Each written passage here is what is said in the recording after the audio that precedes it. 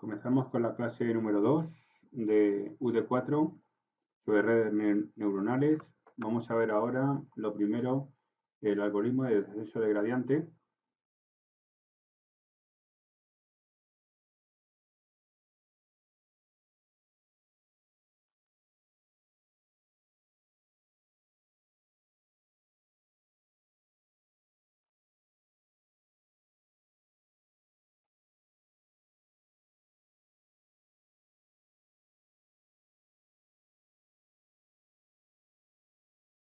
Acordamos que es una técnica fundamental en el campo del aprendizaje automático y la optimización numérica. Podríamos decir que es un aprendizaje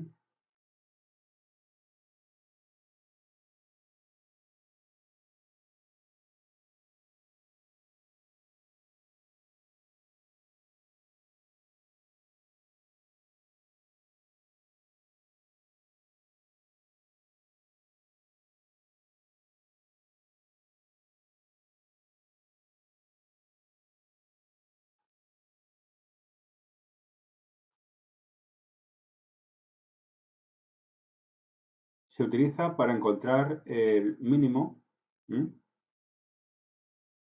o el máximo.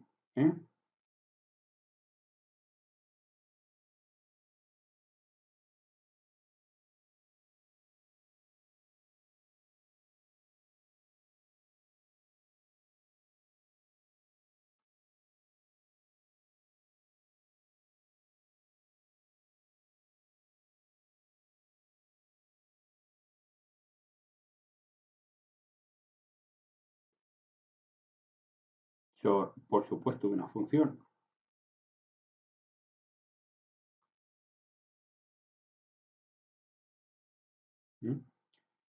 Mediante la iteración sucesiva hacia abajo o a lo largo de la dirección de mayor descenso.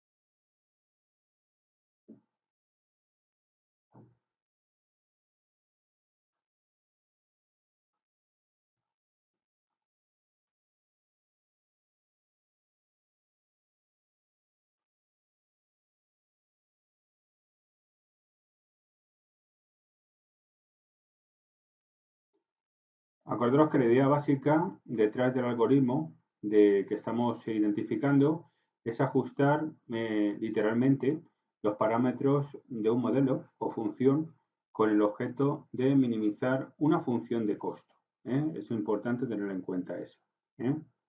Por lo tanto, bueno, vamos a marcarlo aquí.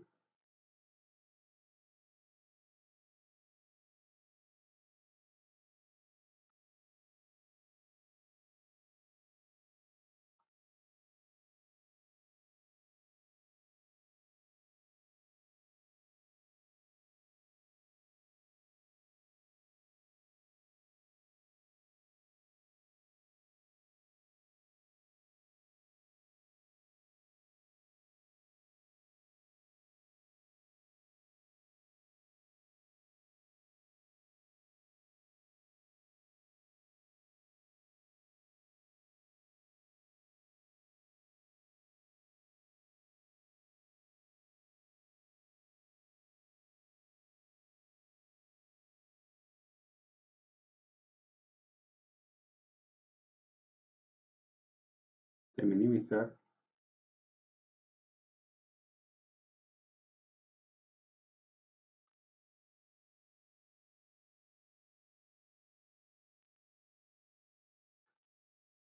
Bien, acordaos que este algoritmo se basa sobre todo en los cálculos de gradiente de la función de costo con respecto a los parámetros y se utiliza todavía esa información para actualizar los parámetros de la dirección opuesta al gradiente. Los pasos generales del algoritmo de descenso de gradiente son los siguientes. Vamos a ver los pasos para el cálculo específico de minimizar el costo. Será los siguientes pasos.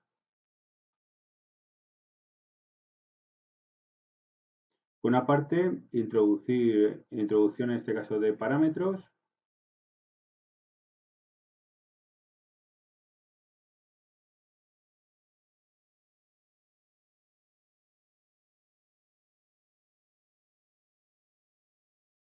Acordaros que aquí se van a seleccionar valores iniciales para los parámetros del modelo o función que se desea optimizar. Por otra parte, vamos a tener nosotros aquí también calcular la gradiente.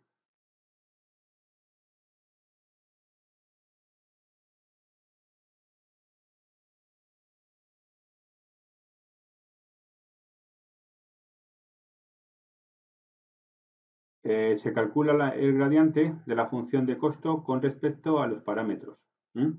Acordaros que el gradiente indica la dirección y la magnitud de mayor incremento de la función de costo. Ahora el siguiente paso que tiene que hacer sería la actualización de parámetros.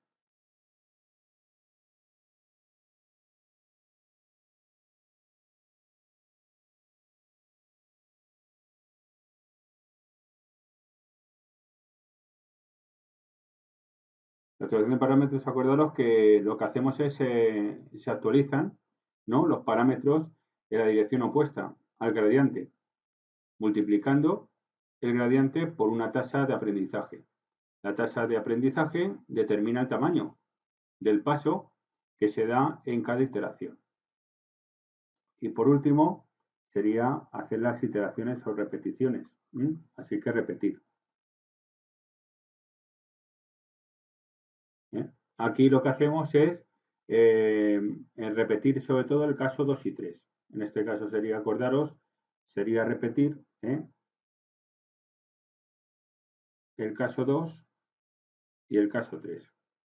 Con lo cual calculamos el gradiente de nuevo y actualizamos los parámetros, así sucesivamente. Con lo cual, hasta, sobre todo, que alcance un criterio de parada, como un número máximo de iteraciones, o cuando la mejora, por ejemplo, de la función de costo es lo suficientemente pequeña. Esa es la finalidad realmente del proceso. Acordaros que puede tener también diferentes variantes, como el descenso de gradiente estocástico, el descenso de gradiente de lotes, vamos a ponerlo aquí directamente, puede tener variantes, acordaros, variantes, vamos a colocar aquí, por una parte tenemos la primera, que sería gradiente estocástico,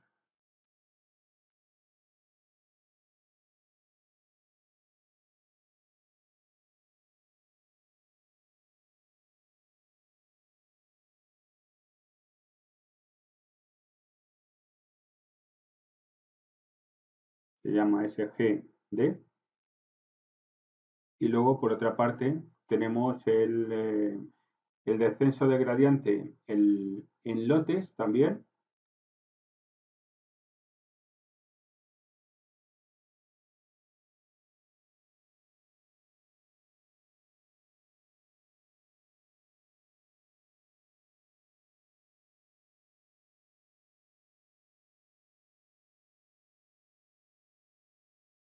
ahora sería batch gradient descent, o el descenso de gradiente por mini lotes.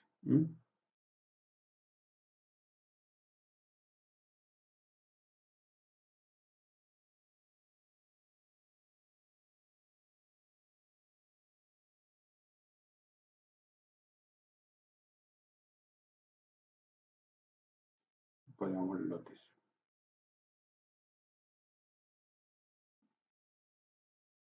Por tanto, acordaros que, entre otros, hay muchos más. Estas variantes definen en cómo se calcula la gradiente y cómo se actualizan los parámetros en cada iteración. Algoritmo de descenso de gradiente, acordaros, es ampliamente utilizado en el entrenamiento de modelos, de aprendizaje automático, como ya os ha dicho, y también para redes neuronales, como las que estamos viendo nosotros, donde se busca ajustar los pesos y sesgos, en este caso, del modelo para minimizar la función de costo y mejorar el rendimiento predictivo. También se utiliza problemas de optimización numérica en los que se busca encontrar un mínimo o máximo de una función en el espacio de parámetros. Tras el aprendizaje, en la tasa de aprendizaje, vamos a ver ahora nosotros lo que es la tasa de aprendizaje. Vamos a ver algún tipo de características más, como la tasa de aprendizaje, acordaros. La tasa de aprendizaje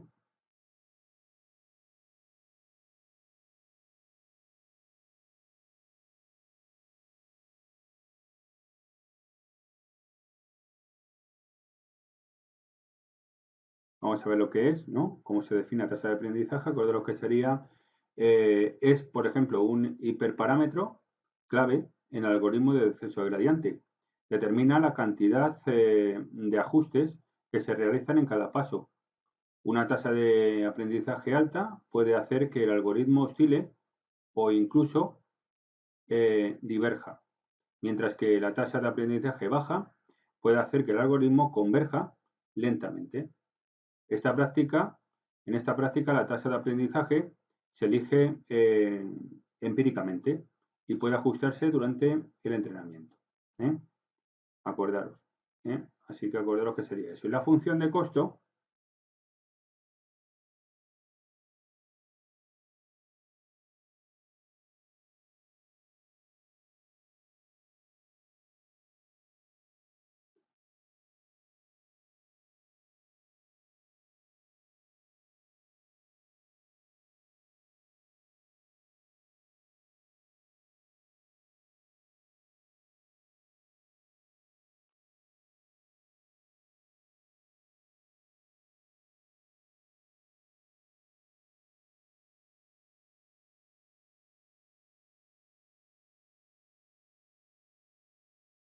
y el costo, acordaros, vamos a verlo, es un algoritmo de descenso de gradiente también, que se va a utilizar comúnmente para minimizar funciones de costo.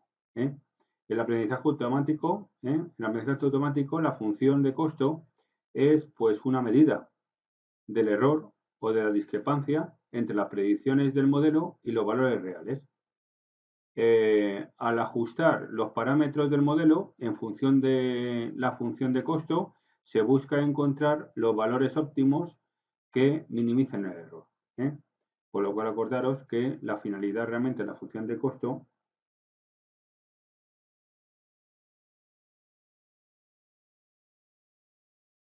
se utiliza para minimizar funciones de costo.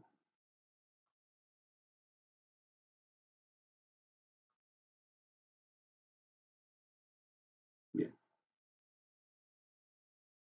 Ahora tenemos otro que es el gradiente y dirección de descenso. Vamos a ver ahora gradiente.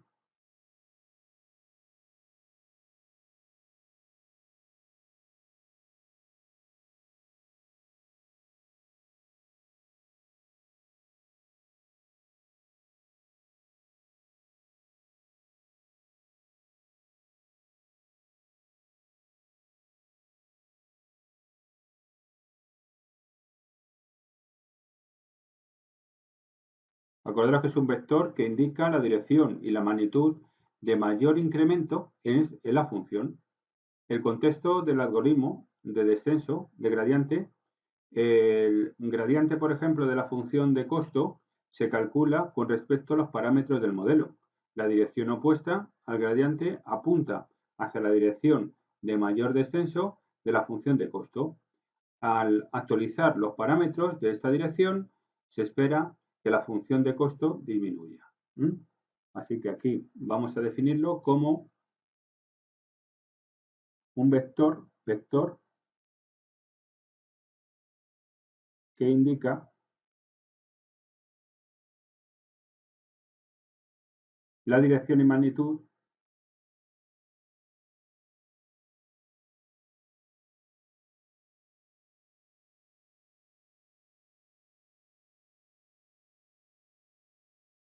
de mayor incremento de una función.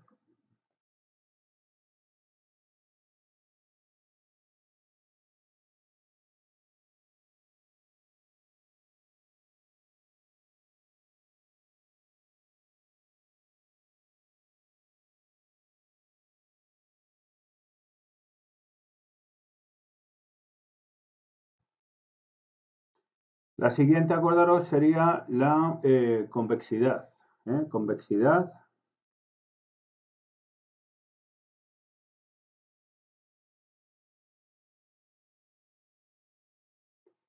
¿eh? Ten en cuenta que este algoritmo va a funcionar en este caso de manera eficiente en problemas convexos, donde la función de costo tiene un único mínimo global. Sin embargo, el problema no convexo, como el entrenamiento de redes neuronales profundas, la función de costo puede tener múltiples mínimos locales y puntos de silla. Con lo cual, acordaros que en estos casos el descenso de gradiente puede quedar atrapado en mínimos locales subóptimos o tomar en este caso rutas diferentes hacia un mínimo global. Para abordar este problema se utilizan técnicas adicionales como el uso, por ejemplo, de inicializadores adecuados.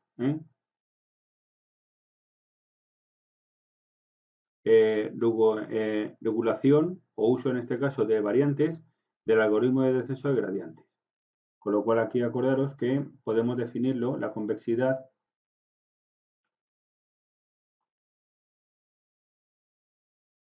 podemos decir que funciona. Acordaros que estamos hablando de nuestro gradiente, algoritmo de descenso de gradiente, con lo cual funciona de manera eficiente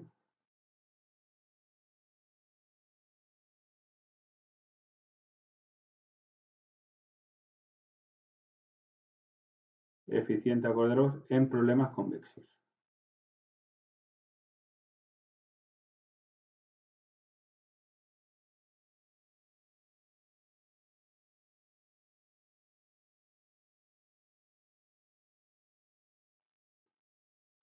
Y la regularización también.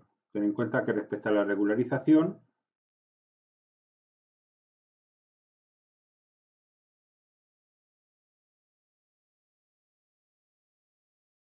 es una técnica comúnmente utilizada junto con el algoritmo de descenso gradiente para evitar sobreajustes. ¿En qué consiste? Pues en agregar en este caso términos adicionales a la función de costo para penalizar la complejidad del modelo, lo que ayuda a evitar que los parámetros se ajusten excesivamente a los datos de entrenamiento.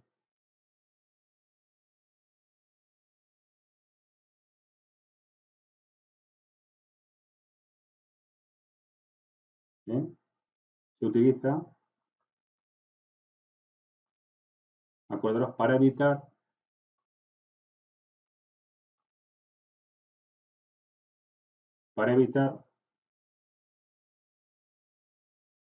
el sobreajuste.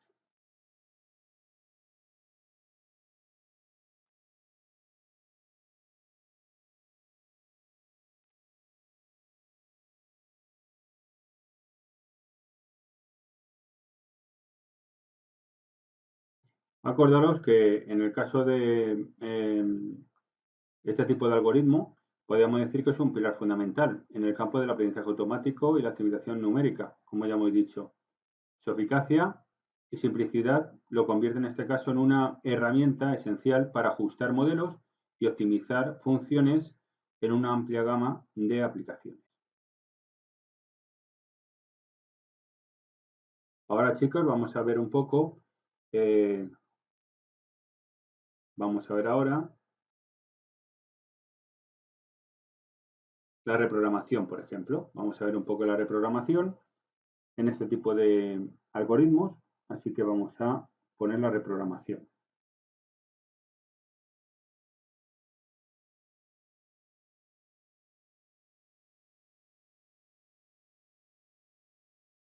Bien. Acordaros que la programación consta de una capa de entrada de neuronas, una capa de salida y al menos una capa oculta, como os he comentado anteriormente en la clase anterior, ¿no?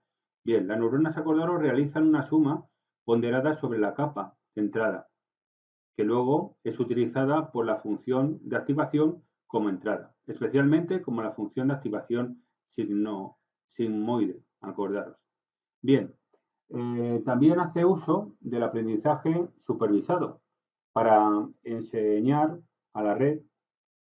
Actualiza también constantemente el peso de la red hasta que la red alcanza una salida deseada. Incluye los siguientes factores que son responsables de la formación y el rendimiento de la red. Factores.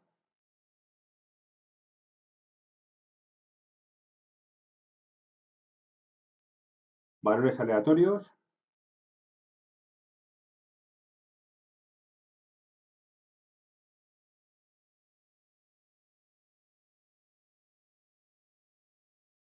Acordaos que son iniciales. De pesos.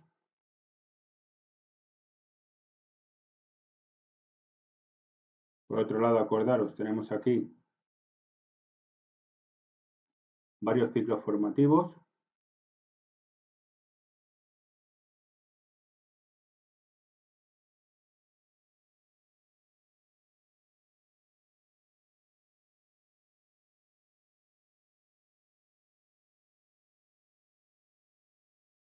Una serie de neuronas ocultas.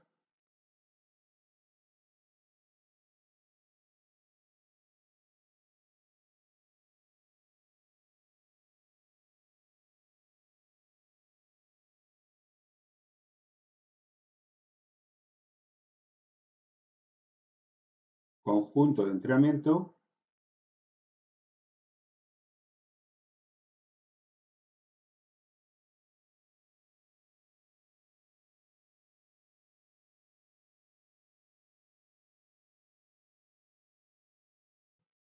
Y ahora nos queda como último precepto enseñar valores de parámetros como la tasa de aprendizaje o el impulso.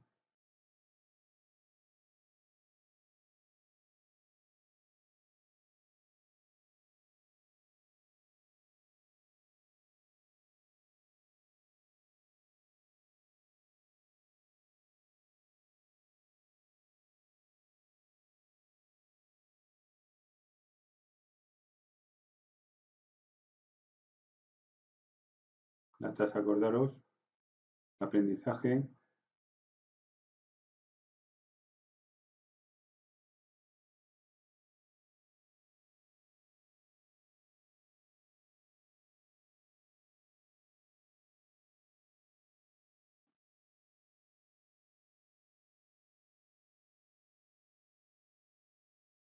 Por lo tanto, acordaros, vamos a hacer un diagrama para que veáis vosotros tanto las variables que entran, los pesos y luego la salida. Realmente las características son muy similares. Así que vamos a ver un poco.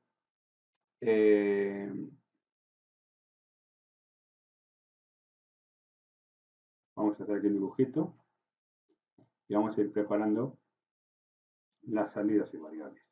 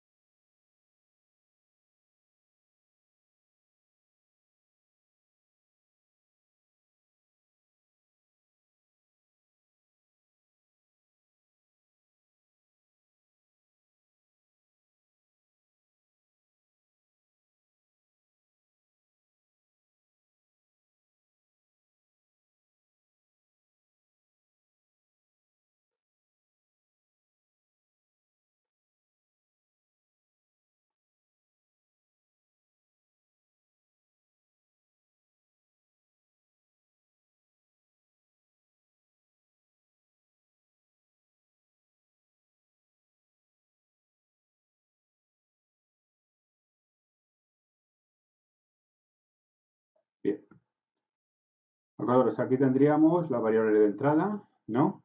Ahora vamos a ver aquí el diagrama este y vamos a analizarlo un poquito.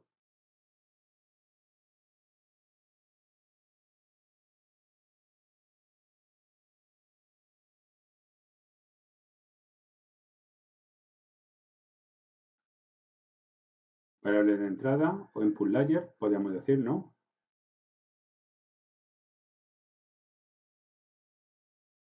La capa de entrada o variable de entrada. La capa oculta, acordaros, esta sería la capa en entrada, la capa oculta, en este caso sería hide, ¿no? Aquí ponemos 1, la 2, sería la hidden,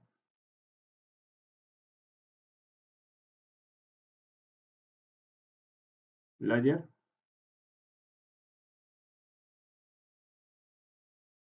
esta la oculta, acordaros, esta de la salida, output,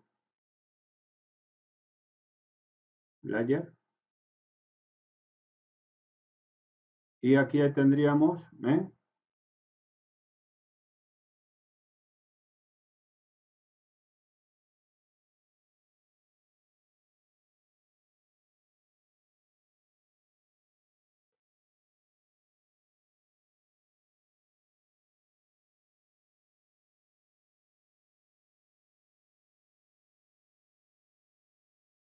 la salida específica.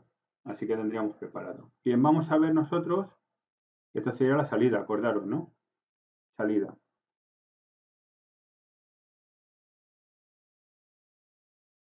Teniendo esto ya claro, vamos a poner aquí, acordaros, que sería la X, la X y la X, las variables en el camino preconectado transfieren en este caso la entrada X, que estamos viendo aquí. Luego, en este caso, vamos a seleccionar las alternativas que tenemos. Tener en cuenta que en el caso nuestro puede haber alternativas. Vamos a seleccionar aleatoriamente los pesos que se utilizan para modelar la entrada. Así que acordaros que aleatoriamente este valor puede venir aquí, porque estos son los pesos, weight, y aleatoriamente, como puede surgir, acordaros que en el caso mío, pues puedo yo, este parámetro puede ir a cualquiera de los pesos definidos, ¿no? Pero la cuestión es que, claro, este lo mismo, ¿no? Puede ir a este, puede ir a este, porque es aleatorio, acordaros. Estamos definiendo los pesos aleatorios. Y lo mismo ocurre con este, ¿no? Así que aleatoriamente vamos a ir preparando los correspondientes pesos que va a tener cada una de las variables que vamos a utilizar para modelar la entrada. Estos son los modelos que vamos a, en este caso, lo seleccionamos los pesos. Luego después, ¿qué ocurre? Después acordaos que la salida se calcula para cada neurona individual, que pasa por la capa de entrada, de la capa oculta y luego a la capa de salida. Con lo cual tendremos la misma alternativa de nuevo, ¿no? Podemos nosotros, acordaros, aquí tenemos la capa oculta, en este caso sería hide, que correspondería a todo esto. Acordaros que esto sería, me estoy equivocando porque aquí voy a borrar esto en un momentito, la salida sería esta. Esta es la capa oculta. Y en ella tenemos los pesos, acordaros, y vamos a tener nosotros la capa oculta. La capa oculta es esta que donde ponemos aquí la salida, sería la capa oculta. Así que aquí tenemos output, aquí sería la 3. Y la 2, acordaros, comprende todo esto. Tanto los pesos internos como después directamente la capa oculta, que sería esta. La height en este caso sería la capa oculta, sería esta línea que tenemos aquí. Y 3 aquí sería output. Layer. Bien. Aquí acordaros la misma operación.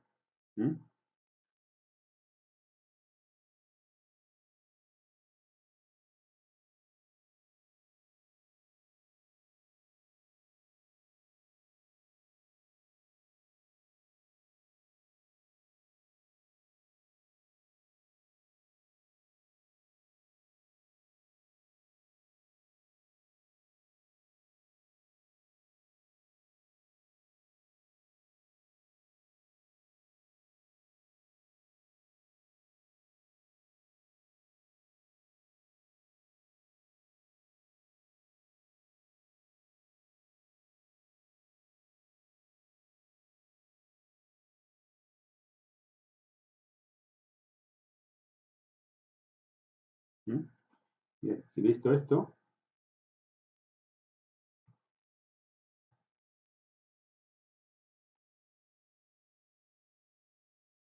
la salida se calcula, acordaros después que en CodeNeuronics igualmente, como hemos comentado, y pasa también a la capa de entrada de la capa oculta y luego también a la capa de salida. ¿Eh? Así que ahora lo único que tenemos que hacer es sacar a la salida. ¿Eh? Se calcula todas las características individuales y ya está. ¿Eh? Y ahora la salida, ¿cuál sería? Pues ahora directamente acordaros, la salida sería esta. ¿Eh? Así que aquí tendríamos ya la salida correspondiente. ¿Mm?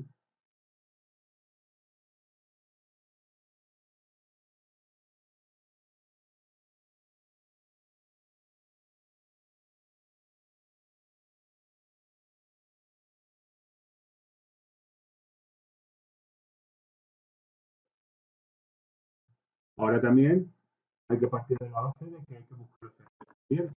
Por lo cual tenemos otra opción en la que vamos a verificar nosotros los errores respectivos que puede tener en la salida correspondiente.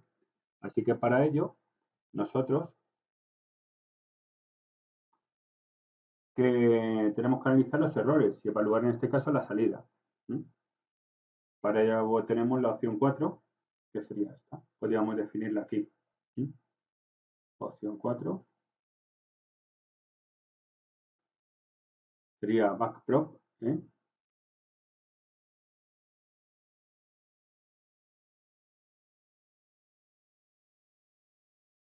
este caso del output layer.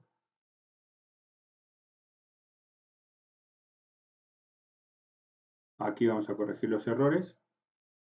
Esta zona que estamos viendo aquí indicando esta zona es donde nosotros lo que estamos haciendo es bueno, evaluar la salida. Acordaros que el error, tenemos que una fórmula de que para saber nosotros los errores correspondientes que tiene, por ejemplo, error de sub b va a ser igual a salida real, salida acordaros real, menos salida deseada.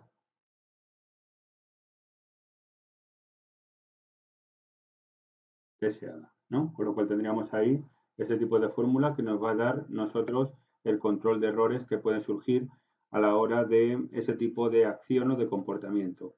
Acordaros que los errores se envían de vuelta a la capa oculta, desde la capa de salida, para ajustar los pesos para disminuir los errores. Por eso acordaros, tenemos aquí, que la salida devuelve el error. Si hay error que ocurre, nosotros automáticamente se lo debemos a esta capa oculta y calcula otra vez el control de la gestión del cómputo que tengamos que hacer nosotros. Hasta que se logre el resultado deseado. Se va iterando en todos los procesos, con lo cual volvemos a repercutir otra vez en ir iterando hasta que consigamos un ajuste adecuado y necesario. Acordaros la necesidad de la retroprogramación, pues vamos a ver por qué motivo, ¿no? Tenemos nosotros que, ¿no? Necesidad.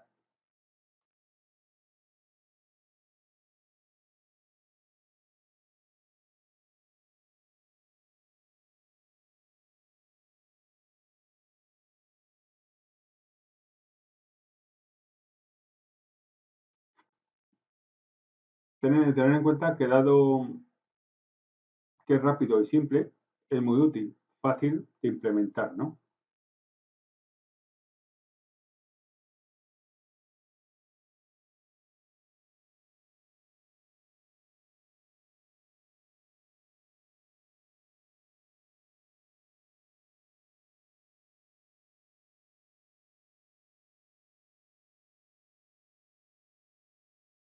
Bien. Aparte del número de entradas, no incluye ningún otro parámetro para realizar ajustes. ¿Mm?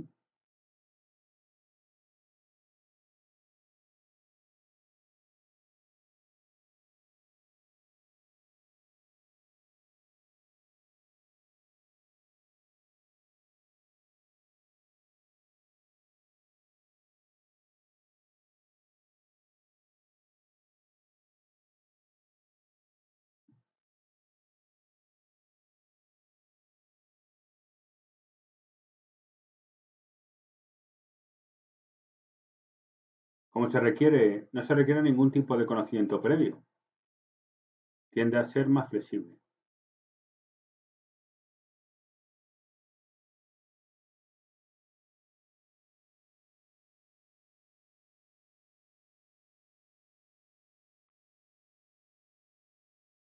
Y ya por último, podríamos decir que es un método estándar que da buenos resultados.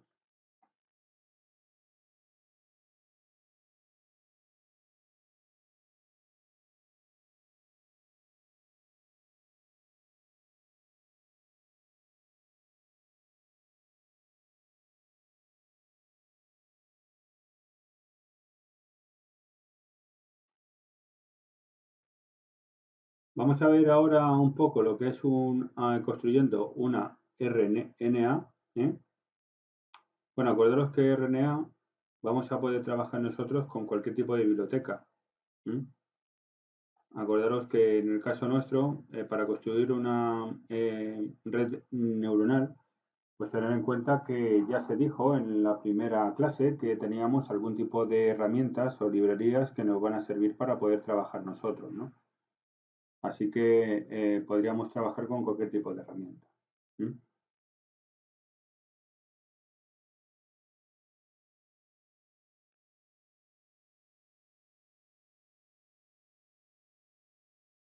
Así que vamos a empezar ya con la práctica. Ten en cuenta que ya hemos dado un poco de teoría y vamos a comenzar ahora ya a dar, bueno, un poco de Keras. Recordad la librería Keras que nos va a servir para poder trabajar nosotros. Así que vamos a preparar nosotros ya Keras. Y vamos a ver las propiedades. Acordaos que nos quedaban muchísimas funciones por ver. Y antes de hacer una red neuronal, lo ideal sería no trabajar como hemos hecho en la unidad 3, donde no hemos explicado bien la librería NumPy o bien no hemos trabajado con pandas perfectamente. Aquí sí vamos a trabajar ahora primero desarrollando, bueno, viendo todas las características que tiene estas librerías un poquito, por lo menos un poco. Sabemos que tenemos poco tiempo, pero dentro de la limitación de tiempo vamos a tener una mínima base de ese tipo de librerías para luego empezar a hacer las redes neuronales. Así que vamos a ver algunas propiedades más correspondientes.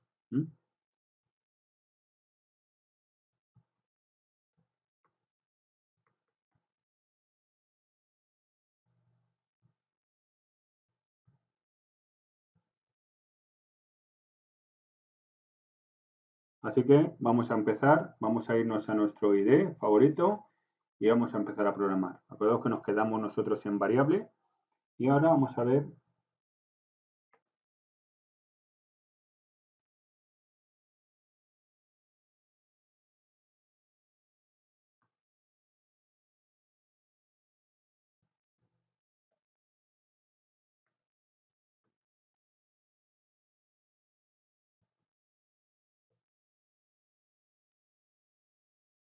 Así que vamos a ver un ejemplo de constance ahora y vamos a ver para qué sirve este tipo de función. Como es habitual, vamos a empezar a ver un ejercicio y bueno, acordaros que en el caso de la función constante se utiliza para crear una constante tensional con un valor específico. Esta función va a ser útil cuando se desea, por ejemplo, crear un tensor constante con un valor predefinido que no se actualizará durante el entrenamiento del modelo.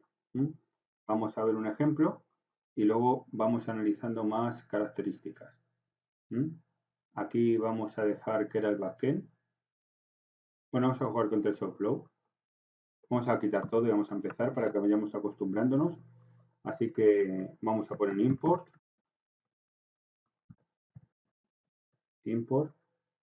TensorFlow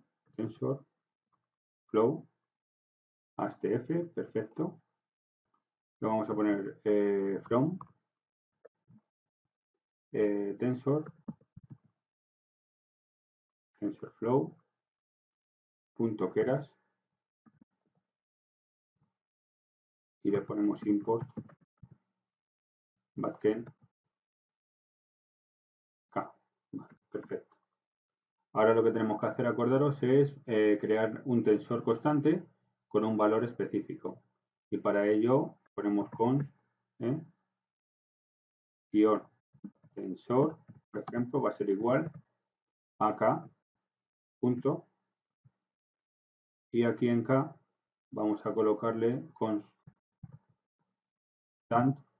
y luego le colocamos aquí ya los valores.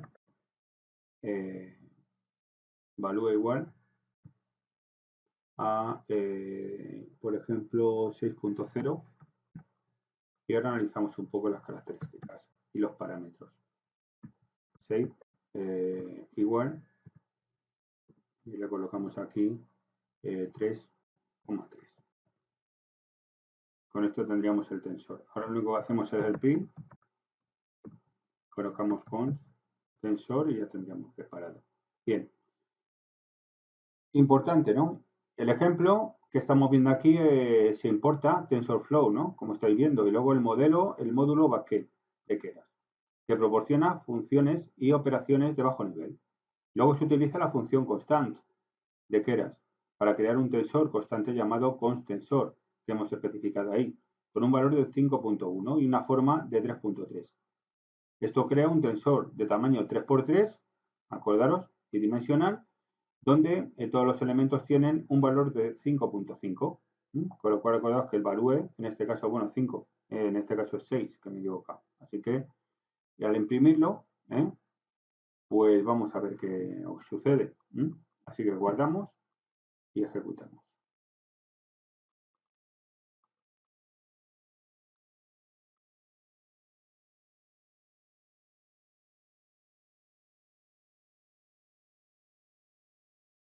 Fijaros aquí que nos ha dado directamente ya los valores, ¿no? El 6.0, que los valores que vamos agregando a en este caso, a nuestra matriz correspondiente. Sal.t, float 32, y ya nos ha dado el valor. Finalmente, acordaros que lo que vamos a imprimir es eso, ¿no? Un constante que verifica su contenido. Por lo tanto, es importante tener en cuenta que la función constant crea un tensor constante en el backend subyacente de Keras, TensorFlow en este caso. Si estamos utilizando otro backend, como en este caso Theano o CNTK, la función constant creará un tensor constante en ese backend específico. O sea, quiere decir que no hay diferencia, la finalidad va a ser la misma, sea directamente el entorno en el que estamos trabajando o sea en otro distinto backend. El uso de constant es útil cuando necesitamos pasar valores constantes a un modelo de Keras, como parámetros fijos, valores de peso o valores de iniciación específicos. Así que esa sería la característica. Bien, vamos a ver ahora, otra de las particularidades sería Keras Tensor. Vamos a ver un poco Keras Tensor, Keras Tensor.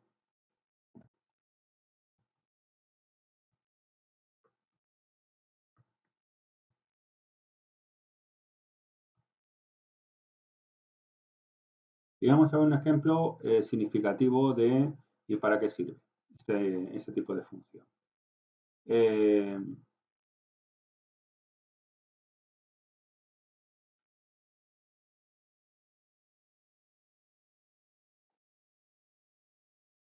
Así que vamos a empezar a trabajar con el siguiente ejercicio. Acordaros que en el caso nuestro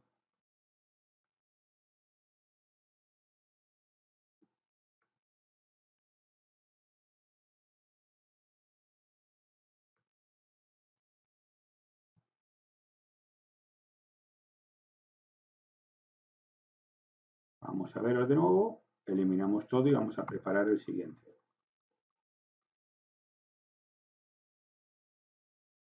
Vamos a poner un import, acordaros, ponemos tensor flow as fp, ft, tf, tf, from, como siempre, importamos las librerías, tensor flows, punto keras, le colocamos import y le colocamos ask. Ya tenemos preparada.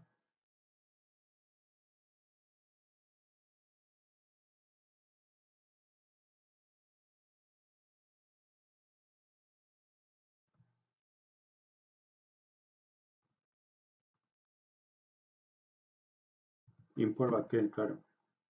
Ya ponemos backend as K, ahora sí.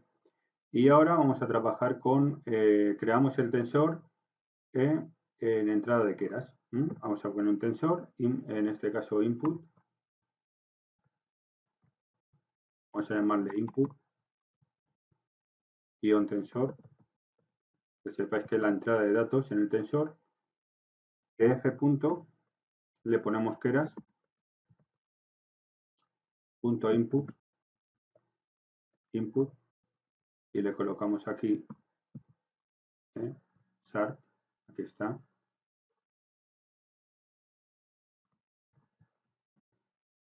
A ver qué pasa aquí.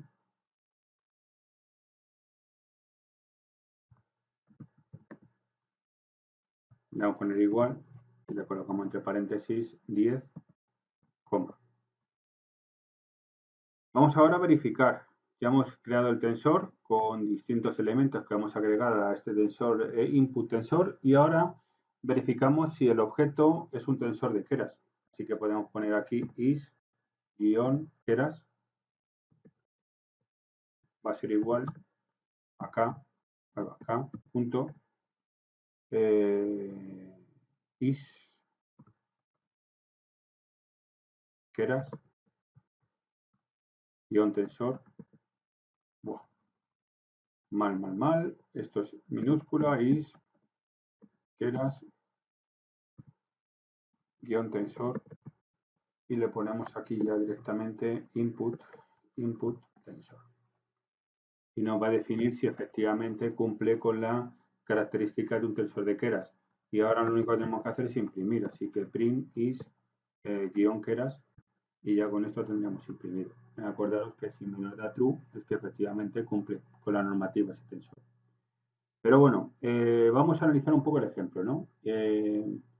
Acordaros que por una parte ya hemos dicho que hemos importado los módulos correspondientes, ¿no? De la entrada de Keras. Llamamos a input tensor utilizando la función input de Keras. Luego utilizamos la función isKeras tensor para qué? Del backend de Keras para verificar si el input tensor es un tensor de Keras o no. El resultado es un valor booleano, como comentado, siempre son true o false. Se almacena en la variable isKeras. Y luego finalmente imprimimos el resultado verificando que input tensor es un tensor de Keras o no. Acordaros, importante, la función isKeras tensor es especialmente útil cuando se trabaja con capas o modelos personalizados de Keras. Te permite verificar el tipo de tensor con los que estás trabajando y realizar operaciones específicas en consecuencia. En el caso de input tensor, se crea utilizando la función input de Keras, por lo que es un tensor de Keras. Es evidente, ¿no? Porque ya estamos trabajando con la función de Keras. Por lo tanto, el resultado que nos va a dar será true. Y el valor que se imprimirá será, en este caso, true, ¿no? O sí, en este caso. Por lo tanto, si no fuera tensor, pues acordaos sería false. Aquí vamos a verlo directamente y si ejecutamos, pues vamos a ver que efectivamente nos da true.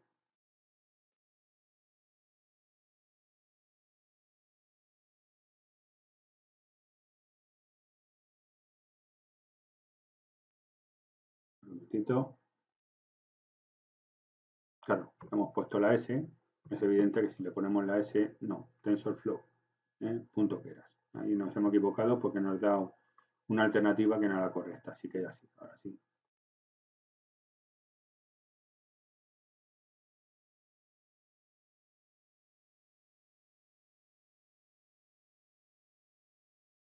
Amigo, claro, K. Vale.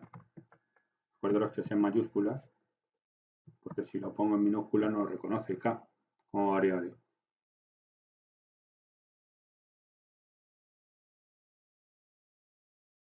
Ahora da true. Acordaros que da true. Con lo cual, pues bueno, sabemos que es de Keras. Vamos a ver ahora otro, que sería en el caso nuestro ya. Vamos a ver ahora isTensor. ¿Qué es isTensor? Pues vamos a verlo.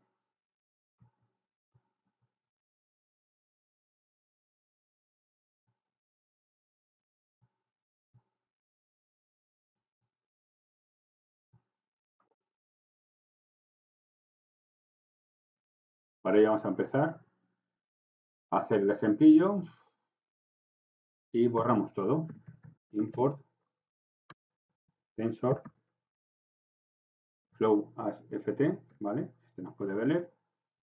Y ahora ya tenemos aquí crear el tensor. Tensor va a ser igual a tf punto constant. Con constante podemos crearlo nosotros. Y ya le colocamos aquí los valores que queremos meter en este caso a nuestra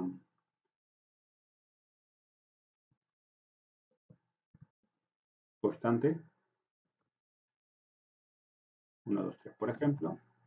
Y ahora verificamos si el objeto es un tensor. Is-tensor igual va a ser igual a tf punto. Y ahora is guión bajo tensor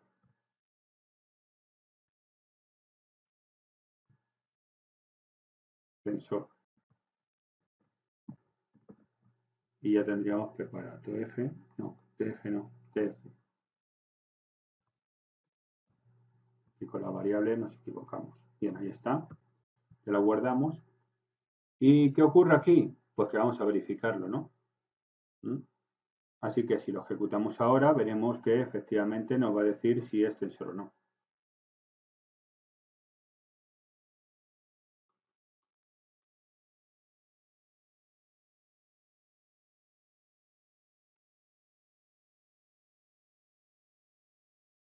¿Qué ocurre? Que este ejemplo, acordaros, importamos tensor, utilizamos en este caso constant para TensorFlow, luego utilizamos la función isTensor, ¿no?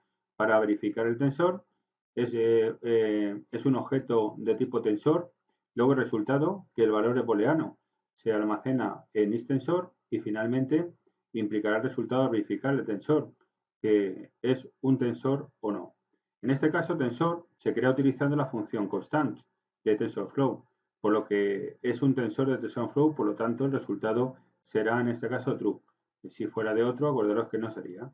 Recuerda que el tensor es útil ¿para qué? Para verificar si el objeto es un tensor de TensorFlow. Puede utilizarse también para realizar comprobaciones de tu código y también para garantizar si estás trabajando con objetos tensionales adecuados a tus operaciones de modelos de TensorFlow. En el caso nuestro, acordaros, tensor, evidentemente, si no ponemos el print, pues no sale el resultado.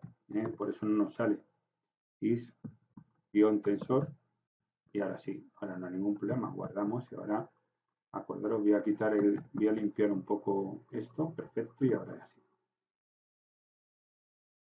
Así que ahora saldrá que es true, porque efectivamente estamos trabajando con la librería, con lo cual ese es un tensor. True. Fijaros aquí como hay. Seguimos con más propiedades. Placeholder. Vamos a ver lo que es placeholder.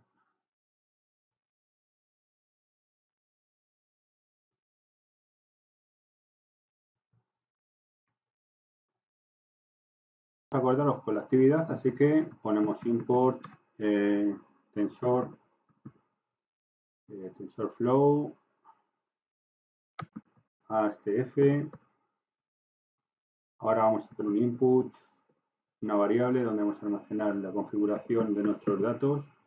Data igual a tf.constants y le ponemos directamente de aquí 1, 2, 3, 4, 5, 6, 7, 8, 9 y 10. Ahora ya, acordaros, lo que tengo que hacer es poner el data type. En el caso nuestro, bueno, vamos a haber colocado aquí doble corchete. Y ahora sí, ahora ya le colocamos coma. Data type.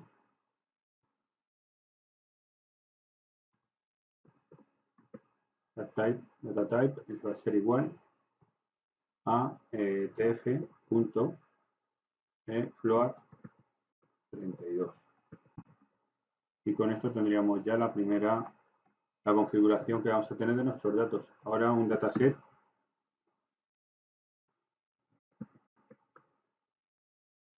va a ser igual a tf.data-dataset. Dataset va a ser igual, bueno, from tensor slice, y luego le ponemos aquí input data. Con eso tendríamos ya preparado ya el dataset configurado con los elementos ya preparados dentro de ese tipo de valor, la dataset. Ahora vamos a crear nosotros, definir una función de transformación. Sería opcional, pero vamos a ver una función de transformación. Vamos a llamar square.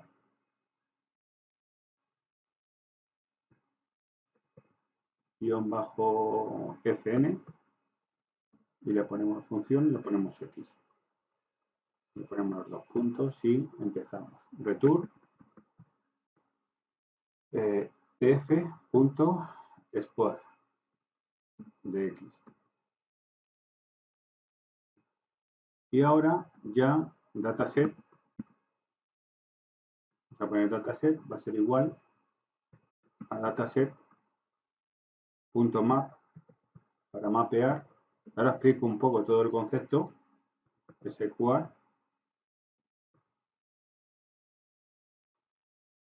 fn, por supuesto. Square fn.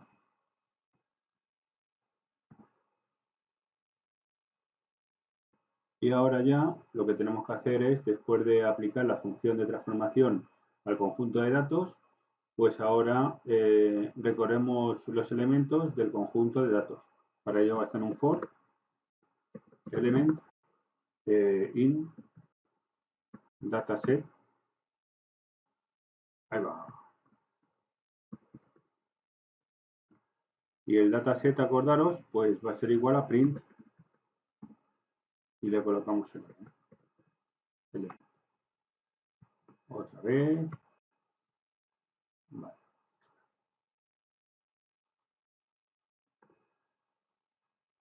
Y ya tendríamos preparado. Bien. Vamos a explicar un poco lo que es el proceso que hemos hecho, para que quede bien clarito todo. Vamos a ver.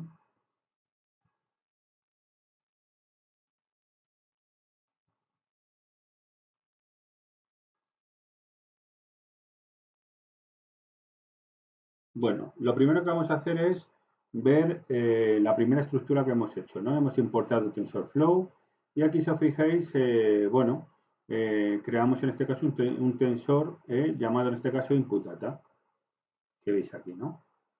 Este va a ser una matriz unidimensional con una fila y 10 columnas que contiene valores de 1 al 10, como es evidente, ¿no? Y utilizamos la función from tensor slice de, en este caso, tf-data dataset, ¿no? ¿Para qué? Pues sería para nosotros poder, para crear un conjunto de datos a partir de un tensor. El conjunto de datos dataset contiene los elementos individuales del input data, que estamos viendo ahí. Bien, la siguiente línea, acordaros, es una función. Y aquí lo que definimos es directamente esta función para tomar el tensor como entrada que retorna el tensor elevado al cuadrado. Esta función se utiliza ¿para qué? Para, más adelante, para aplicar la transformación de los elementos de conjunto de datos. La siguiente, que veis, porque ya hemos visto directamente la función, para elevar al cuadrado. Ahora después lo que hacemos directamente con dataset map es lo siguiente, utilizamos el método map ¿para qué? Del conjunto de datos de dataset para aplicar la función de transformación square fn, con lo cual, ¿qué hacemos haciendo? Estamos mapeando toda la información y ejecutamos la función esta que vemos aquí en todas las líneas del dataset correspondiente. En cada elemento del conjunto de datos que estamos trabajando nosotros, que serían estos, ¿no? Esto implica, sobre todo, que cada elemento del conjunto de datos será elevado al cuadrado. Con esto elevamos al cuadrado todos los elementos correspondientes. Y luego tenemos un bucle for. ¿Para qué? Tener en cuenta que tenemos que iterar sobre los elementos del conjunto, ¿no? Tenemos aquí, iteramos todos los elementos del conjunto de datos dataset. utilizando el bucle for, ¿para qué? Acordaros que element es un tensor que representa un elemento del conjunto de datos después de haber sido transformado al cuadrado. Imprime en este caso cada elemento en consola. En conclusión, podríamos decir que el código crea un conjunto de datos a partir de un tensor y luego aplica una función de transformación a cada elemento del conjunto de datos. Finalmente, recorremos, mostramos los elementos transformados en consola. Así que ahora ya guardamos y vamos a preparar el resultado. Así que ahora ya ejecutamos directamente y veréis ahora que salen al cuadrado todos estos elementos. Veros aquí como 1, 4, 9, 16, aquí tenemos el tensor correspondiente. Bien, ahora ya que tenemos placeholder, acordaros, is placeholder, sería para definirlo, acordaros que si placeholder sería para saber si efectivamente algún elemento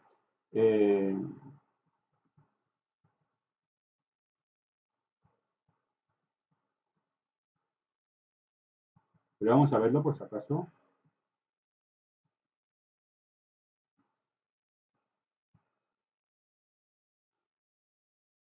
Vamos a un ejemplo con placeholder.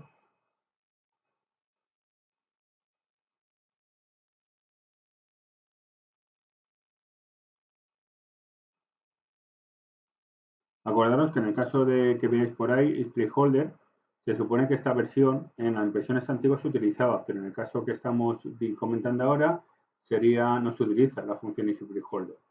Ya que acordaros que placeholder pues, ha sido reemplazado por otras estructuras de datos como los tensores de entrada, como tf-data, dataset que hemos visto ahora, con lo cual trabajaríamos nosotros con el tipo de estructura. Se recomienda acordaros por la versión 2.x que la vamos a utilizar nosotros de la API, en este caso data.dataset, sería lo ideal, tf.dataset, que hemos visto aquí. Este tipo de instrucción es la que tenemos que trabajar nosotros mejor, para gestionar los datos de entrada de manera más eficiente y escalable. Este apegador permite cargar, transformar y procesar en este caso datos antes de pasarlos al modelo de TensorFlow. Vale. Pues vamos a por la siguiente, que sería SAP. Vamos a ver SAP. Así que vamos a ver SAP.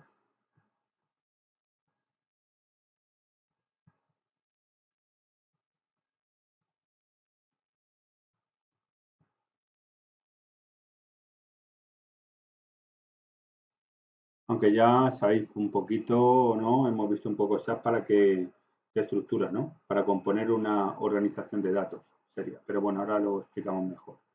Vamos a hacer la actividad de SAP en este caso y vamos a verlo.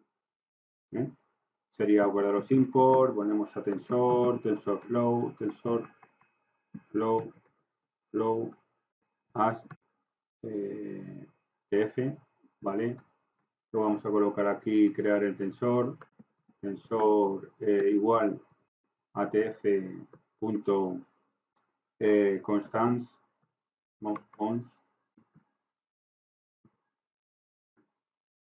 y vamos a colocarle aquí ya los valores específicos como trabajar 1, 2, 3, colocamos aquí varias listas 4, 5 y 6.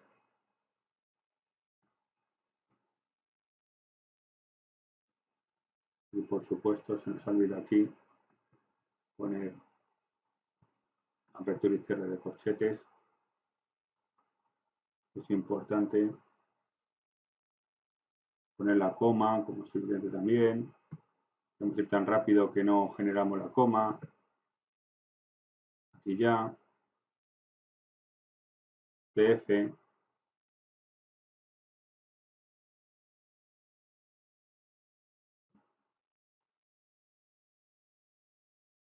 Esto, por ejemplo, aquí ponemos la coma. Esto es por las prisas, que siempre tenemos que estar con prisas. Esto lo mismo, as. Ahora sí.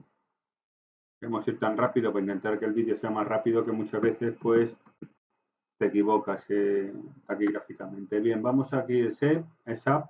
vamos a crear nosotros obtener la fórmula, la forma del tensor. Acuerdo que SAP sería para crear una forma de tensor de datos. Y para ello ponemos tf.sap y ya directamente colocaríamos tensor con los datos específicos, con lo cual tf y ya tendremos preparado. Bien, ahora ya que tenemos la forma, ejecutamos la sesión de tensor. Bueno, la sesión no haría falta, acordaros, con lo cual no haría falta.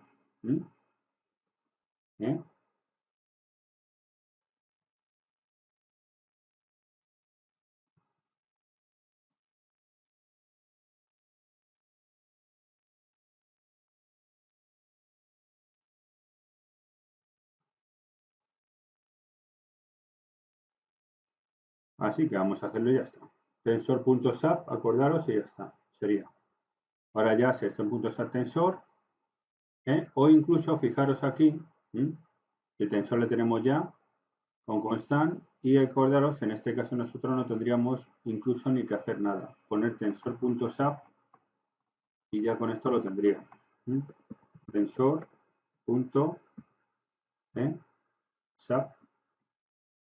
y luego print. Fijaros que sencillo. Hacemos más reducido todavía. SAP. Y con esto tendríamos preparado ya. Guardamos los datos y analizamos ahora cuando veamos el resultado. Vamos a ver el resultado.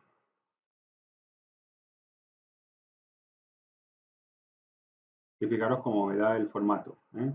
2×3, ¿no? Sería el formato que tenemos nosotros de estructuración de bloque de contenedor de datos. Bien. Por tanto, acordaros que lo que hacemos directamente en este ejemplo, el tensor, utilizamos constant tensor, ¿no? Una matriz bidimensional de 2×3, que es lo que estamos generando ahí, y luego creamos en este caso pues el atributo SAP del tensor. ¿Para qué? Para obtener directamente la forma. La forma se almacena en una tupla que contiene en este caso dimensiones de tensor. Finalmente imprimimos la forma del tensor utilizando print SAP, y que en este caso resulta un 2×3, ¿no? 2×3, indicando que el tensor tiene 2 filas y 3 columnas. Recuerda sobre todo que TensorFlow 2.x puede acceder de forma de un tensor directamente utilizando el atributo set, sin necesidad de utilizar la sesión para evaluar. Acordaos que la sesión ya no se utiliza, con lo cual no haría falta.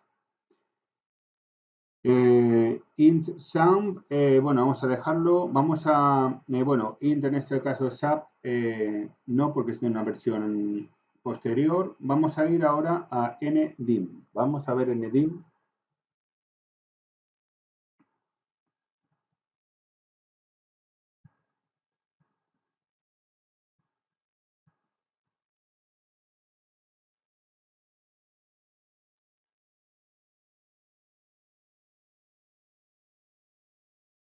Así que vamos a la siguiente, chicos.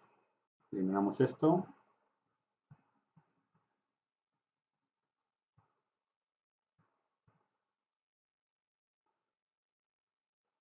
Y vamos a verlo.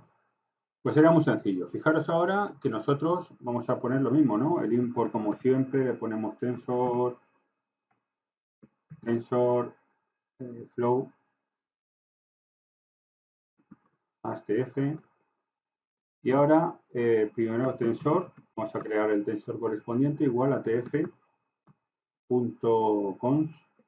tenemos por constante, colocamos directamente ya 1, 2, 3, bidimensional, así que vamos a crear otro, 4, 5, 6, y ahora, fijaros ndim, ¿para qué sirve? Ahora decimos ndim igual a tensor.dim, ndim. Y ya lo único que hacemos es el print, ¿no? ¿Qué creéis vosotros que va a dar esto? Acordaros.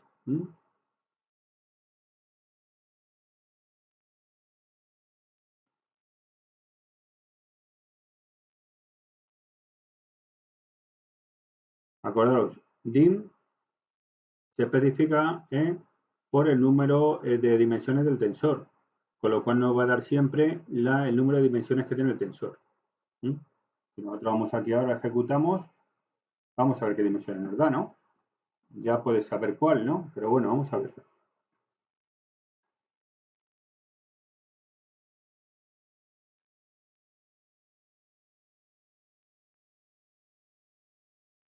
Acordaros que tenemos que colocar la coma, ¿eh? Y va. Se pone aquí, si no, no es una tupla. Así que ya lo tenemos preparado. Ahora sí, ahora no hay ningún problema. Y ahora sí podemos ejecutarlo. Vamos a poner CDS aquí para limpiar un poco la consola.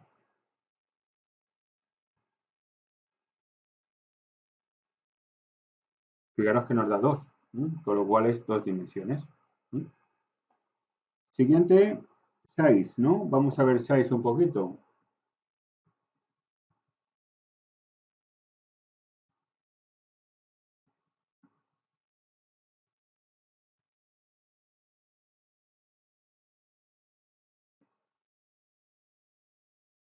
Así que vamos de nuevo a preparar otro ejercicio para que veáis que es size. Más o menos lo vais a saber, pero bueno, es importante. Tensor, flow, tensor flow, hastg, ¿vale? Tensor igual atf punto constance, colocamos aquí 1, 2, 3,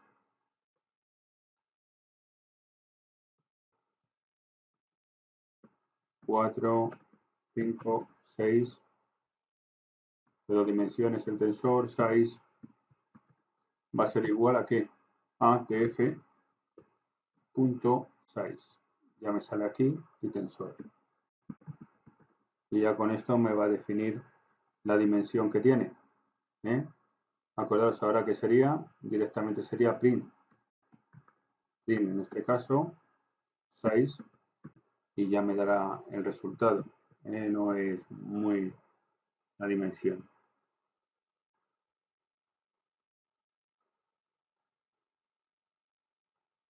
Y fijaros cómo me da la dimensión. De momento 3 por 2 por 3, 6, ¿no? 6 elementos de dimensión, y me dice incluso el dato determinado. Con lo cual acordaros que este tipo de datos es el que me da. Bien, pues ahora vamos a seguir con el siguiente, que sería en este caso, si ya lo tenemos, de type, ¿no? De type.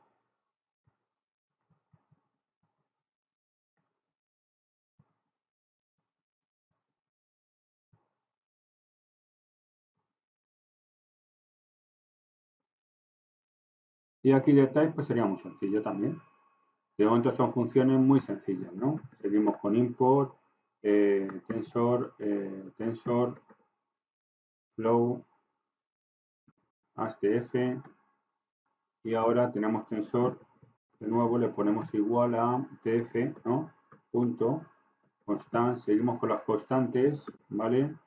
Y ahora lo único que tenemos que hacer aquí es 1, 3, 6, voy a poner algún número diferente, van a poner siempre los mismos, 7, 12, 45, y ahora de type va a ser igual a tensor punto de type, y ahora print de type, y ya tendríamos preparado, ¿no? Bien, pues ahora ya guardamos, y acordaros que en este caso el tipado, ¿cuál va a ser? El valor numérico, ¿no? En este caso float 32, aquí de type float 32, me sale, por lo cual, pues, bueno, sabemos que es 32. Eval, vamos a por eval ahora.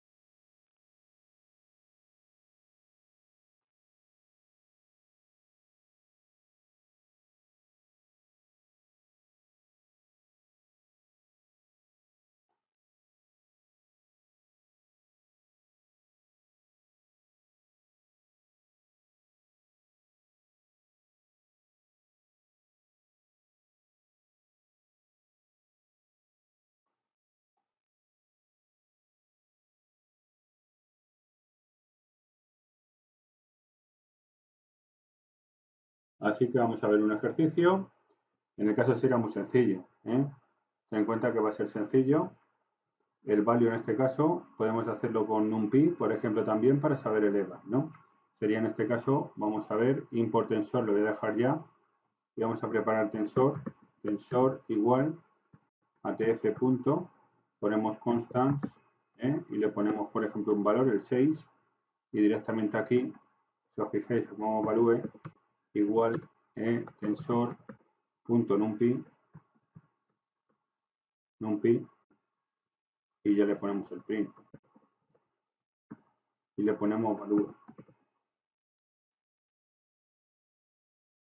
Acordaos que importamos TensorFlow como siempre, ¿no? Y utilizamos la función constants. El tensor contiene un valor de 6, ¿no? Como estamos viendo ahí. Luego utilizamos el método NumPy, ¿para qué? En el tensor para acceder al valor del tensor y convertirlo en un arreglo NumPy. Esto nos permite obtener el valor evaluado directamente sin necesidad de utilizar una sesión.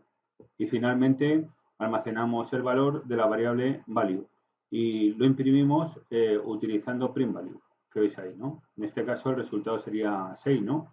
Que es el valor del tensor.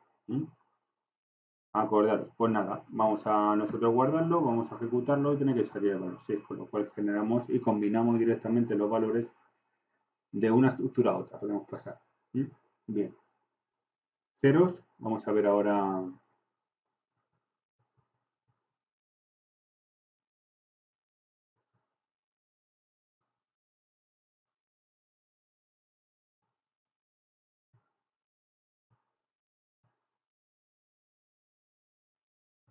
Y aquí acordaros, con 0 vamos a ver un poco un ejemplillo.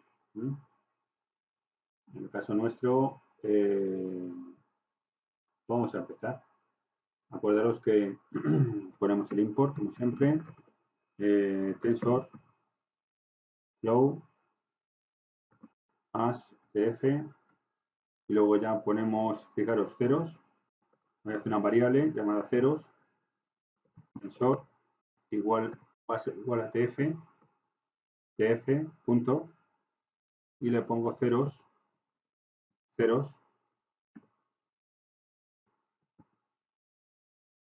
set igual a 3, 4, por ejemplo, ¿no? Vale. Y luego ponemos aquí una coma, le ponemos de type igual a tf.float igual 32. Y ya con esto tendríamos preparado. Lo único que hacemos es un print para imprimir directamente y ceros tensor, y ya con esto trabajamos. ¿Qué va a ocurrir aquí? Pues acordaros que el análisis del mini programa puede ser el siguiente. Utilizamos la función tf.ceros para crear tensor de ceros. La función recibe dos argumentos principales, ¿no? SAP, que en este caso especifica la forma, la dimensión del tensor que deseamos crear. En este se crea un tensor de formato 3×4, ¿no? Lo que significa que va a tener 3 filas y 4 columnas. Type, que es opcional, y aquí lo vamos a especificar para decir los datos que va a tener el tensor. Utilizamos en este caso float32 para indicar que queremos que los elementos del tensor sean números punto flotante de 32. Si no se especifica, utiliza el tipo de datos por defecto. En el caso nuestro no hay ningún problema porque va a ser el mismo por el sistema operativo. El resultado en este caso ceros, ¿qué es? Pues un tensor de ceros con la forma y el tipo de datos específicos. El resultado vamos a verlo ahora, así que vamos a guardar y vamos a ver el resultado. Nos agrega ceros a toda la estructura bidimensional que tenemos. Fijaros aquí cómo nos ha agregado todos los ceros. ¿Vale? Aquí tensor nos rellena con ceros. En el caso de ones sería con unos. Así que vamos a ver un ejemplo con ones.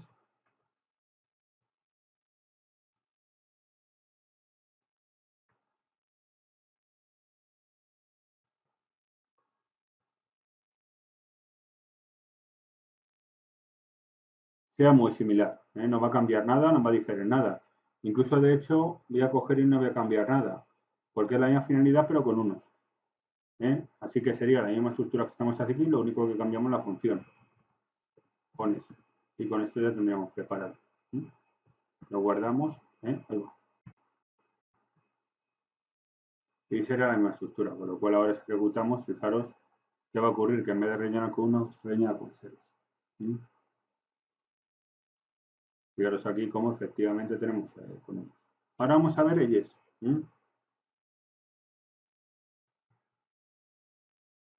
Vamos a ver con ellos.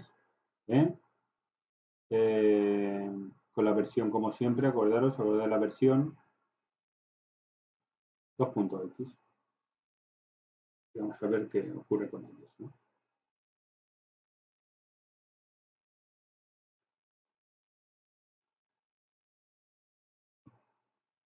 Así que lo único que tenemos que cambiar aquí, ¿qué es? Pues si os fijáis no tengo que cambiar nada, lo único es la función de nuevo. Vamos más rápido. Aquí sería ellos, y ya con esto sería. ¿Qué hace esta función? Pues se utiliza para crear una matriz de identidad, donde todos los elementos diagonales son unos y los demás elementos son ceros. Esa es la definición que vamos a dar. Acordaos que en este caso vamos a verlo, porque sí hay que cambiar alguna cosita, vamos a cambiar alguna cosa. Y a poner aquí, por ejemplo, sí, vamos a cambiarlo, porque tenemos que poner las filas y las columnas, cómo queremos definirlas, así que vamos a coger nosotros, hacer la matriz, vamos a hacer una eyes guión matrix, y vamos a crear nosotros esta matriz. Tf, punto, y le colocamos aquí los paréntesis, num, en este caso guión rows,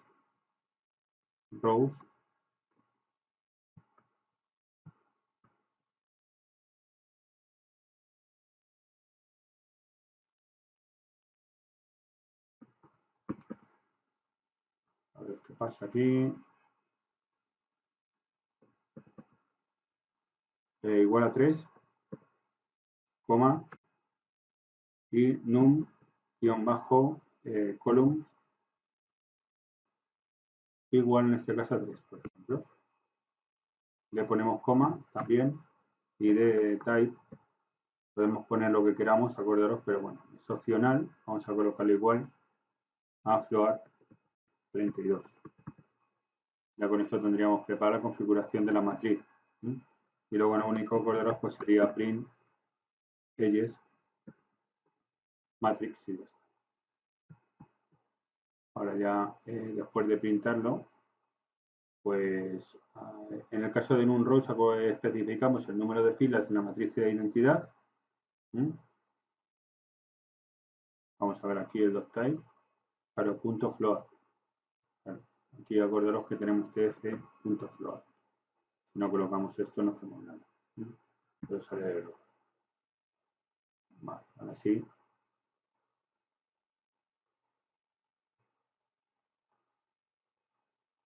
Y aquí tenemos la matriz, ¿no? La diagonal de unos, como comentábamos, y luego el resto ceros. NumRows especifica el número de filas de la matriz de identidad, NumColumns especifica el número de columnas de la matriz de identidad. Si no se proporciona, se asume igual a NumRows.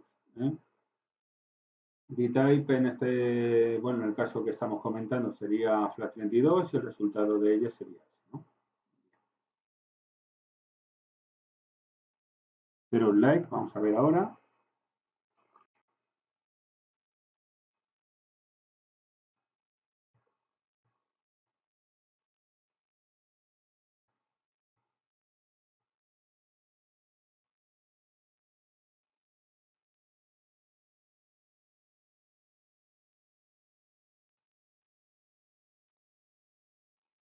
Y bueno, antes de empezar a programar, pues acordaros que en el caso nuestro,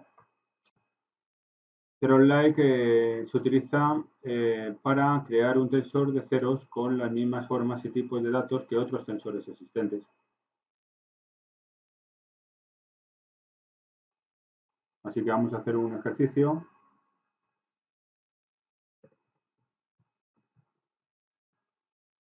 Tensor será igual ahora a tf.constance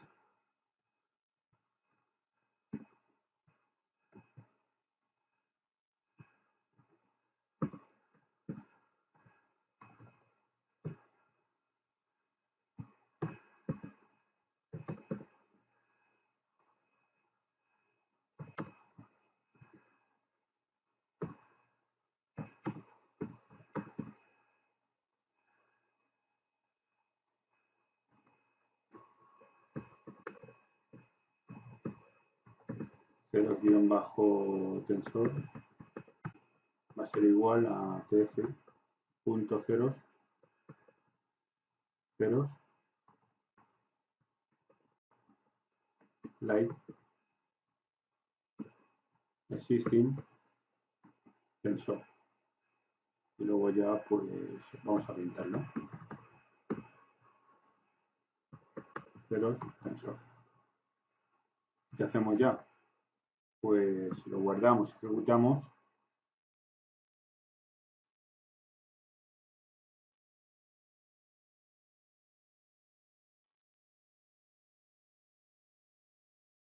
Aquí acordaros que fijaros el tensor como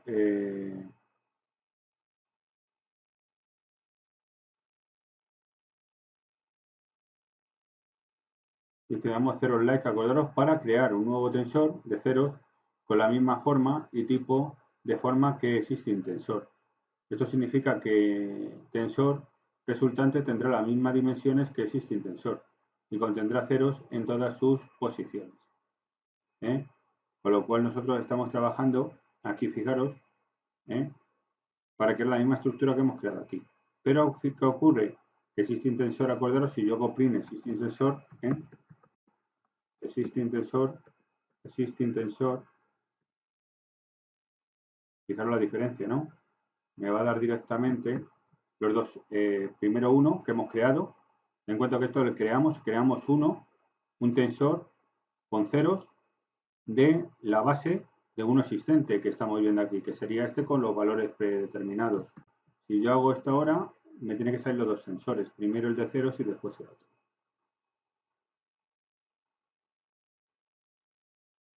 Well-like, acordaros, sería lo mismo. Fijaros aquí, ¿no? En well-like, ¿qué sería? Pues lo mismo. Lo único que ahora, en vez de ceros, pone like. Pone like. Si yo hago esto, directamente, ¿qué ocurre? Que me va a salir lo mismo, pero con uno.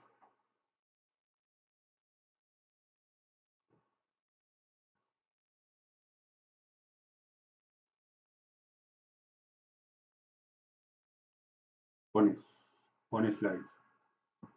Si no ponemos en el like, pues va a ser.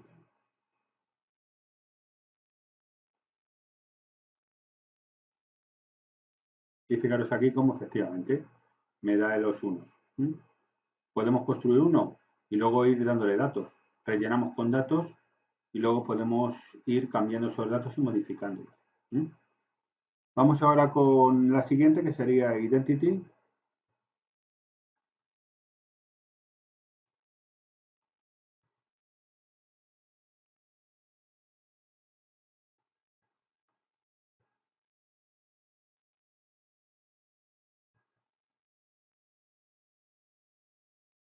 Y vamos a ver ahora Identity.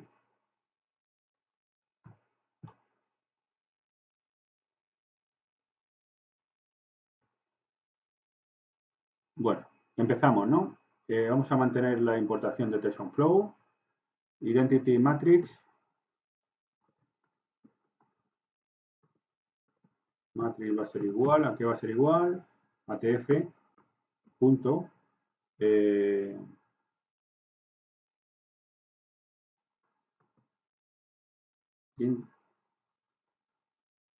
Final.edges.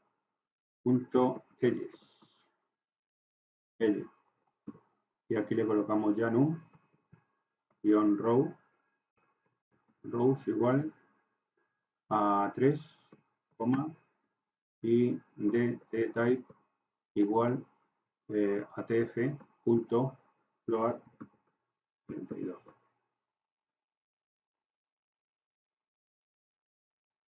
Float 32. Y ahora ya imprimimos. Y ahora explicamos Identity Matrix. Antes de ejecutar, vamos a hacer análisis un poco del código. Aquí lo que hacemos directamente es utilizar la función linear edge para crear una matriz de identidad. La función toma dos argumentos principales, los números de filas y las columnas, ¿no? De momento, en el caso nuestro, vamos a tener que trabajar con numRows, que vamos a especificar el número de filas de la matriz de identidad. En el caso se crea una matriz de identidad de 3x3, por lo que en un rows es igual a 3. Dtype, acordaros, sería el formato de los valores que vamos a agregar nosotros, almacenar dentro de ese tipo de matriz, y el resultado, pues vamos a verlo, si queréis, ¿no? Vamos a ver una matriz de identidad con dimensiones y tipo de datos especificados. En este caso el resultado, vamos a verle y analizamos el resultado.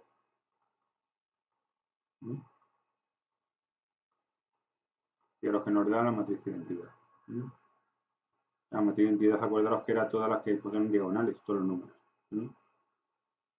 Es útil, por ejemplo, en el caso nuestro, es útil para diversas aplicaciones de álgebra lineal, ¿no? Como inicializar matrices de pesos o identidad de modelos de redes neuronales, cálculo de proyección o transformaciones lineales, entre otros. Vamos a por random, uniform, variable.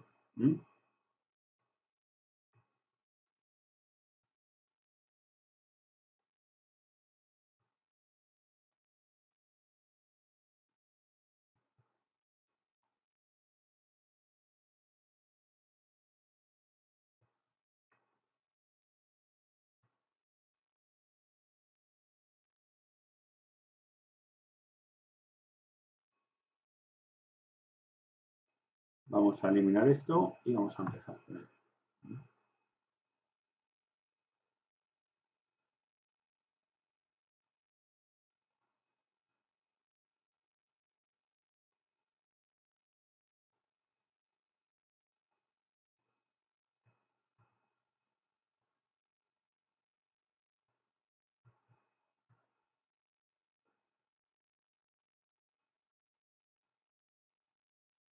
Así que va a ser muy simplificado.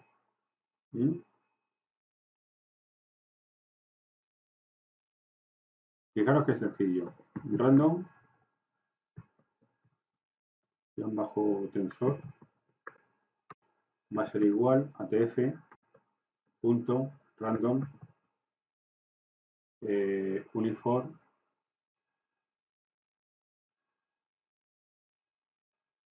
no pone random uniform. Bueno, vamos a quitar initialize, evitar uniform, me vale esto y así me lo pongo. Después le pongo save igual, la forma que va a tener va a ser de 3,3. Minval, el mínimo valor, vamos a poner un mínimo valor. Minval va a ser igual a 0 y vamos a poner un máximo de valores, ¿no? Entre los que se va a preparar este tipo de matriz aleatoria. Max, en este caso, más val, si lo tengo, va a ser de 1. A jugar entre 0 y 1. Me va a generar números aleatorios uniformes. Y en este caso pongo print y le coloco random tensor. Tan sencillo como esto. Acordaos que lo que hace es generar tensores con valores aleatorios. Aquí tenemos el ejemplo con el que vamos a trabajar nosotros de la versión nuevas. Importamos tensor, como siempre, utilizamos la función random uniform para generar el tensor de valores aleatorios uniformemente distribuidos. La función toma los siguientes argumentos. SAP, acordaros que sería para la forma, dimensionales del tensor que será generado. En este caso creamos un tensor de forma 3x3, pues significa que tiene 3 filas por 3 columnas. Minval sería opcional, especifica el valor mínimo de los valores aleatorios. En este ejemplo establecemos el 0, lo que significa que los valores generados están entre el rango 0 y 1. Más val, opcional también, no hace falta ni ponerlo, especifica el valor máximo de los valores aleatorios. Y en este ejemplo se almacena 1, que define en este caso el límite superior del rango de valores generados. ¿El resultado? Pues vamos a verlo. No tiene tampoco más cosas. Generar valores. Más no vamos a explicar. No tiene mucho.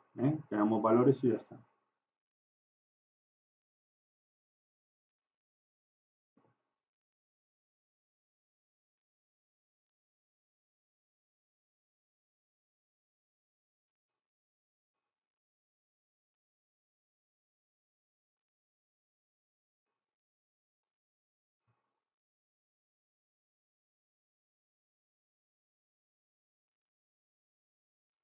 Vale, esto no hay ningún problema. Si se me equivoca aquí, es un punto, un if-for y ya está. Normal, llevamos muchas horas ya grabando en la clase, así que es normal que ahora pues ya no está uno concentrado. Fijaros aquí el tensor que ya nos ha puesto los valores aleatorios, ¿vale? Aquí tenemos preparados. Más cosas, vamos a por el siguiente, que es random normal variable.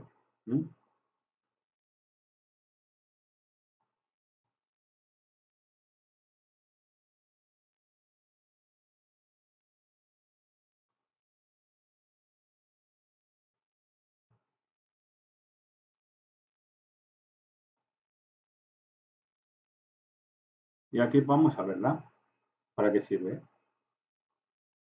De momento, podemos decir que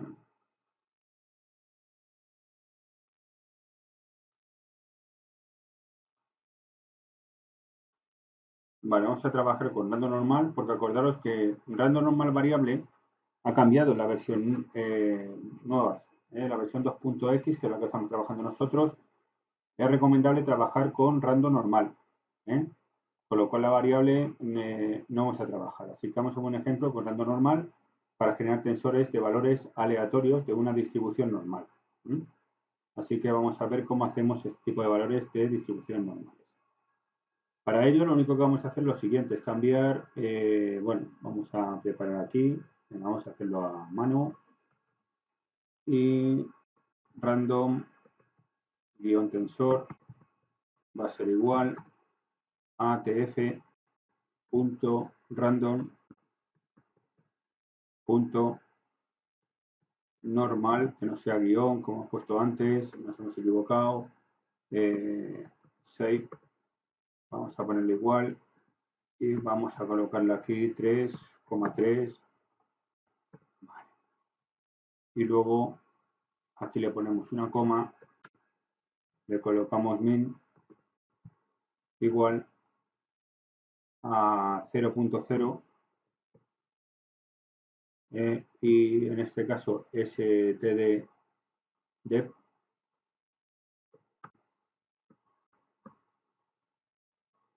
aquí está, va a ser igual a 1.0. Lo que va a ser muy similar a la otra y luego le pongo el print directo donde vamos a poner random tensor. Y ya con esto lo tenemos preparado. Anotaciones al respecto, pues por una parte, acordaros que ya sabéis ser para qué sirve, ¿no? Para la dimensión que tenga o la forma dimensional que tenga directamente nuestra estructura de datos.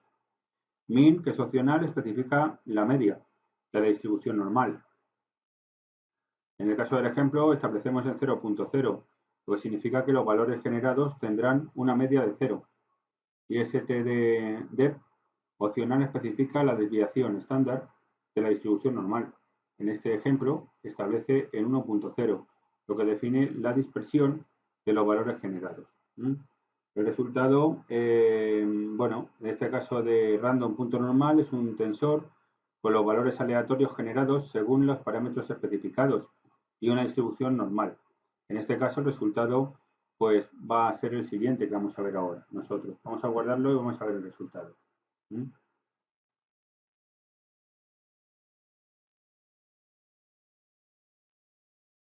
Aquí tenemos los datos.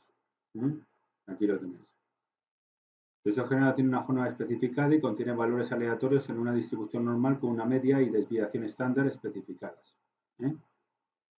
Se puede utilizar la función random normal para inicializar tensores como valores aleatorios que sigan una distribución normal o para generar datos de entrada aleatorios para los modelos de TensorFlow. Así que ya tenemos otro. Seguimos con el siguiente que es count_params. Vamos a ver count_params.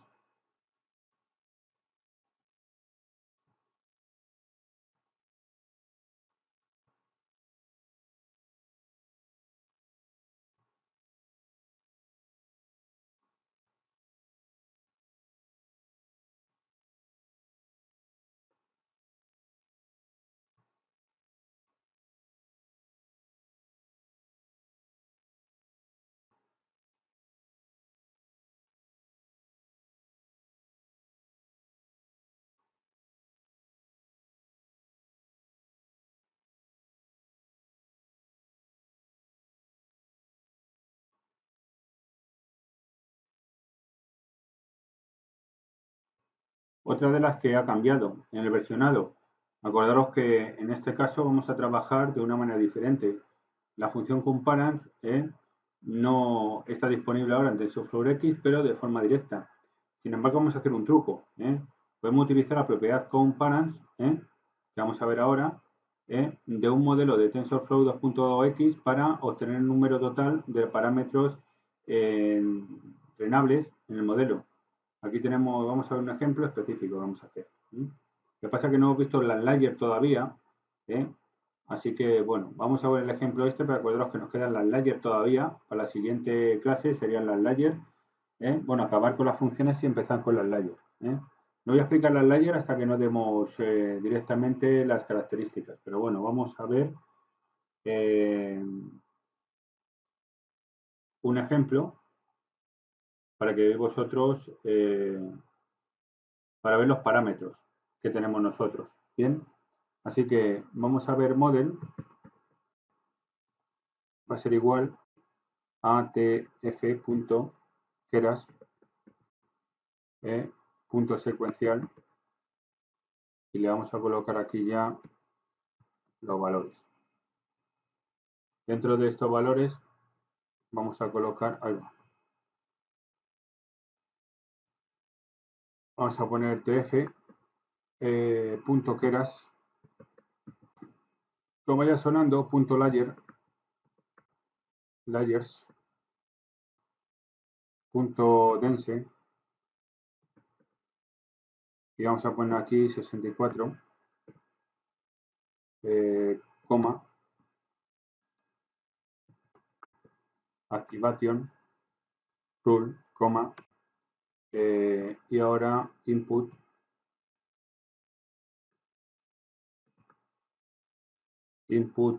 sharp, este es el que quiero yo, le ponemos 10, coma, y hacemos primero la primera capa. Acordaros que estamos haciendo una capa específica, densa, pero bueno, ya explicaremos las capas, ya las explicaremos en la siguiente clase. Así que 13 en punto keras, punto layer, dense, vamos a colocar aquí 32, activation, rule, prelude. Y aquí vamos a colocar otra, keras.layer, dense, vamos a colocar aquí 1, coma, activation, igual, rule. No, vamos a poner aquí otro parámetro, activación, y va a ser sin modo. Con esto tendríamos ya preparadas ya las capas correspondientes del modelo. Y luego lo único, bueno, definir los modelos simples, un modelo simple con unas capas determinadas que habéis visto ahí, del ayer. Y ahora comprobamos los parámetros del modelo. Total, guión params, va a ser igual de parámetro, va a ser igual a model, punto, count. Aquí es donde comparans, y ya directamente con esto guardamos la información de todos los parámetros que tienen cada una de las capas correspondientes del modelo. Y ahora imprimimos el número total de parámetros, así que ahora print, le colocamos nosotros directamente aquí número total de parámetros, y vamos a colocarle aquí pues el correspondiente valor, en el caso nuestro total, y ya tendríamos preparado. Por tanto, acordaros que la manera de utilizar la propiedad params de manera para obtener el número total de parámetros entregables en el modelo. Entrenables, mejor dicho, entrenables en el modelo. Finalmente, imprimimos el número total de parámetros entrenables. Ok, tenemos que poner en mayúscula, dense, por eso no lo reconoce. Se me ha olvidado ya ponerlo en mayúsculas. Ahora sí coge la función, ahora no entiendo.